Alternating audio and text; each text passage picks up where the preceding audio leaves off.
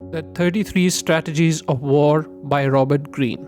दोस्तों, Robert Greene एक author, play right और एडिटर हैं।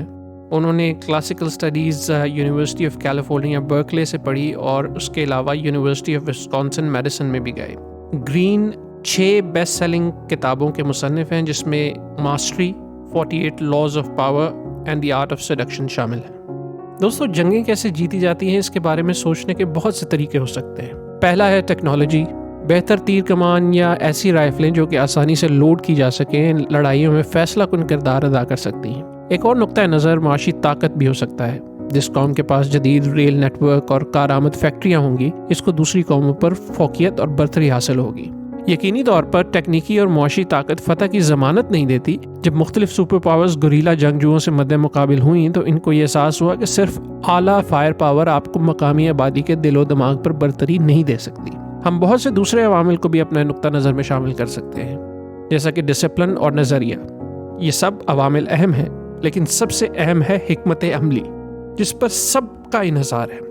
ये वो फ़न है जिसकी मदद से हम इन तमाम कुव्वतों को जो हमारे इख्तियार में है मुनज़्ज़म कर सकते हैं। हिकमत अमली बिलाखिर इंसानी नफ्सियात के बारे में है।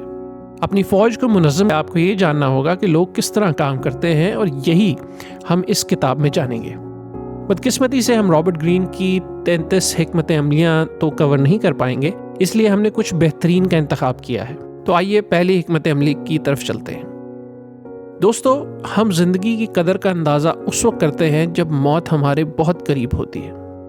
22 दिसंबर 1849 ये रूस के शाही दारुल हुकूमत सेंट पीटर्सबर्ग में एक सर्द सुबह है। सुबह बहुत से लोगों को फांसी दी जानी थी।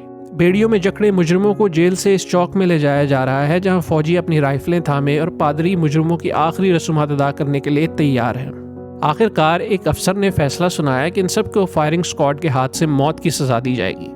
जैसे ही फैसला सुनाया गया, एक मुजरिम जो कि 28 साला नॉवल निगार है, ऊपर की जानिब देखता है। इसका नाम है फ्योदोर दोस्तोयेव्स्की।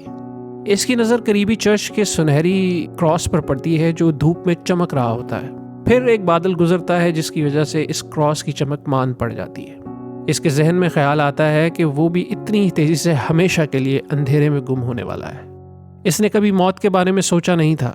चंद साल पहले 1845 में इसका पहला नावल पुअर फोक्स शाया हुआ, जिसे बहुत पसीराई मिली थी और पूरा रूस इसके बारे में बात कर रहा था।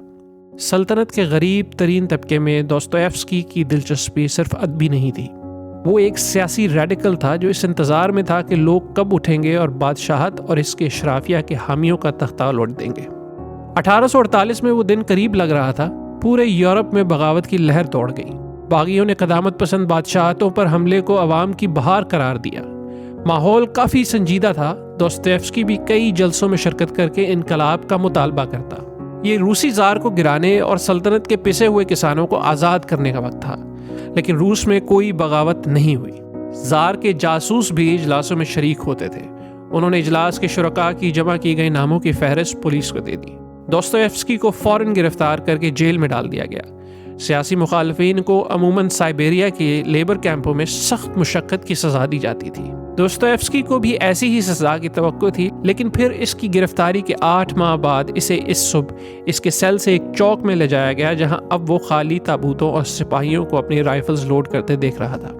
जैसे ही इसने चर्च की जानिब देखा, एक और ख्याल इसके दिल में गुजरा कि अगर वो किसी तरह मौत से बच गया तो इसकी ज़िंदगी लामुतनाही मालूम होगी, यानी कि लिमिटलेस मालूम होगी।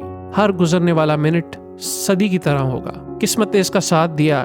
एक गाड़ी चौक में दौड़ती हुई आई। एक कासिद ने अफसर को एक लिफाफा दिया। इसमें लिखा था कि ज़ार ने मुजरिमों की सजाए मौत को तब्दील कर दिया है। इसकी बजाय मुजरिमों को सख्त मुशक्कत के लिए साइबेरिया भेजा जाना था। मौत के सामने ये सज़ा कुछ भी नहीं थी। इस शाम को दोस्तोयेव्स्की ने अपने भाई को ख़त लिखा, जिसमें इसने एतराफ़ किया कि अपनी गुजरी हुई ज़िंदगी में जो वक्त इसने ज़ाया किया था वो इसके लिए शदीद अज़ियत का बायस है। अब अगरचे ऐसा लगता है जैसे इसका दोबारा जन्म हुआ है, इसने एक और सेकंड भी ज़ाया ना करने का अहद किया। दोस्तोयेव्स्की जब 1954 में साइबेरिया से वापस आया तो फ़ौरन काम पर लग गया। कैद से पहले इसके लिए लिखना एक तकलीफ़ दे अमल था। हर जुमला एक जद्दोजहद था। सिर्फ एक सफ़ा मुकम्मल करने में इसे महीनों लग जाते, लेकिन अब ये नहायत आसान हो चुका था। अल्फाज थे कि इसके दिमाग से उमड़ आते थे। اس نے لکھنے کا یہ تیز رفتار سلسلہ 1881 میں اپنی موت تک جاری رکھا۔ 25 سال کے عرصے میں اس نے چند عہد ساز ناول لکھ ڈالے، جس میں کرائم اینڈ پنشمنٹ اور دی برادرز کارمازوف شامل تھے۔ دوستویفسکی کے ساتھی اور ہم اثر جیل میں برداشت کی گئی مشکلات کی وجہ سے اس پر ترس کھاتے تھے، لیکن دوستویفسکی کے دل میں کوئی تلخی موجود نہیں تھی۔ وہ شکر گزار تھا اور سمجھتا تھا کہ اگر اس صبح جب اس نے موت کو بہت قریب سے دیکھا اس کے ساتھ ایسا نہ ہوا ہوتا تو شاید وہ اپنی زندگی ضائع کر دیتا۔ دوستو، دوسری بات یہ ہے کہ ہم کوئی بھی عمل واضح ذہن اور تیزی کے ساتھ صرف اس وقت کر پاتے ہیں جب فرار کا کوئی راستہ ممکن نہ ہو۔ زندگی ممکنات سے بھرپور ہے۔ ہم اپنی زندگی کو ایک عظیم ناول کی طرح بامانی اور خوبصورت بنانے کے لیے وقف کر سکتے ہیں، لیکن ہم اپنی زندگی ضائع کرنے کے لیے بھی آزاد ہیں۔ اس طرح سے ہم اپنی آزادی کو اپنے لیے بوجھ بھی بنا سکتے ہیں۔ دوستویفسکی اچھی طرح جانتا تھا کہ اپنے دن پینے پلانے اور جوا کھیلنے میں گزارنا کوئی مشکل اور اہم کام کرنے سے بہت زیادہ آسان ہے۔ اکثر اوقات کوئی خاص آپشن ضروری نہیں لگتا۔ اس سوال کا شاذ و نادر ہی کوئی واضح جواب ہے کہ ہمیں کیا کرنا چاہیے۔ دوسرے لفظوں میں کہا جائے تو آزادی اکثر بے چینی کا باعث ہوتی ہے۔ یہ احساس کہ سب کچھ ممکن ہے واضح طور پر کافی چکرا دینے والا ہے، اس لیے ہم کوشش کرتے ہیں کہ اس کے بارے میں نہ سوچیں۔ ہم اس سوال کو اپنی آرام دہ عادات اور روٹین کی تہوں میں دفن کر دیتے ہیں۔ بعض اوقات چیزیں کافی واضح ہوتی ہیں، کئی بار چیزیں باہر سے ہم پر مسلط ہو جاتی ہیں۔ ہم اپنے دوسرے کام چھوڑ کر نئی ذمہ داریوں کو قبول کر لیتے ہیں اور پھر سب کچھ بدل جاتا ہے۔ ہم رد عمل دینے پر مجبور ہوتے ہیں اور اس لمحے ہمیں معلوم ہوتا ہے کہ ہمیں کیا کرنا ہے۔ ایسے لمحات کے بارے میں جو کمال کی بات ہے وہ یہ ہے کہ ہم کتنے پرجوش اور زندگی سے بھرپور محسوس کرتے ہیں۔ زندگی اچانک بامقصد معلوم ہونے لگتی ہے، ایک عجلت ہوتی ہے، ایک کلیرٹی ہوتی ہے، لیکن پھر وہ بحران گزر جاتا ہے اور ہم نئی ذمہ داریوں کے عادی ہو جاتے ہیں۔ ہم ان پرانی عادات اور معمولات کی طرف لوٹ جاتے ہیں اور یہی خواہش کرتے ہیں کہ عجلت اور مقصد کا احساس دوبارہ کیسے حاصل کریں۔ زندگی کو بامقصد بنانے کا احساس کیسے جگایا جائے؟ اس سوال کا جواب جنرلز اور حکمت عملی کے ماہرین اس وقت سے سوچ رہے ہیں جب سے فوج وجود میں آئی۔ ایک طریقہ ہے فن تقریر۔ آپ کو ایسے ہی باصلاحیت مقررین چاہیے جو بہادری اور قربانی کی عظیم داستانیں سنا کر سپاہ کے دلوں میں ایک شعلہ بھڑکا دیں۔ 5ویں صدی قبل مسیح کے چینی فلسفی اور حکمت عملی ساز سونزو کے نزدیک صرف تقریر کافی نہیں تھی۔ اس کے مطابق پرجوش تقریریں سننے سے مختصر مدت کے لیے حوصلے بلند ہو سکتے ہیں، لیکن اس کا دیر پا اثر نہیں ہوتا۔ اعمال الفاظ سے زیادہ طاقتور ہے۔ سانزو کے مطابق جو جنرل یہ چاہتا ہے کہ اس کی فوج پاگلوں کی طرح لڑے تو انہیں اس سے کم کچھ بھی کرنے کا آپشن ہی نہیں دینا چاہیے۔ اس جنرل کو اپنی فوج کو موت کے میدان میں اتارنا چاہیے، ایک ایسا میدان جہاں ان کی پشت پر کوئی پہاڑ یا دریا ہو، جس کا مطلب ہے کہ ان کے پاس فرار کا کوئی راستہ موجود نہ ہو۔ اس کی فوج کو یہ پتہ ہونا چاہیے کہ موت سے بچنے کا واحد راستہ آگے بڑھنا ہے۔ اس طرح وہ زیادہ جذبے اور عزم سے لڑیں گے۔ موت کے میدان کی اصطلاح صرف اصل جنگ تک محدود نہیں، بلکہ یہ ایک ذہنی کیفیت بھی ہو سکتی ہے۔ زندگی میں کوئی بھی موقع جہاں آپ کو دیوار کے ساتھ لگا دیا گیا ہو اور ناکامی آپ کو سامنے نظر آ رہی ہو تو آپ بازی پلٹ سکتے ہیں، بصورت کہ باہر نکلنے کا صرف ایک ہی راستہ ہو۔